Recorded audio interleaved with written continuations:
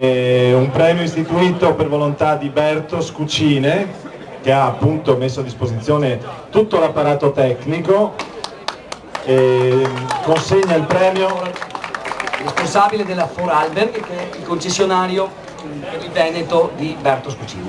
Perfetto, eccolo qua. E insieme a lui chiamiamo a consegnare il premio, e poi c'è il motivo, Flavio Manzolini, che spero sia ancora qui, eccolo qua, che è il presidente del consorzio turistico Padova Terme Euganee, e non è un caso, perché il premio è dedicato alla comunicazione, e di questi tempi per fare turismo, come tutti sappiamo, la cosa più importante è riuscire a fare una buona comunicazione, un buon sapere di quello che si va ad offrire.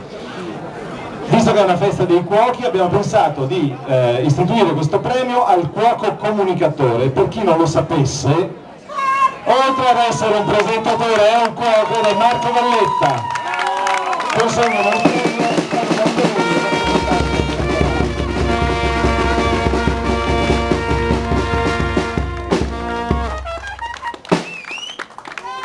Allora, la foto la voglio anche istituzionale, quindi voglio la foto di gruppo, bellissima.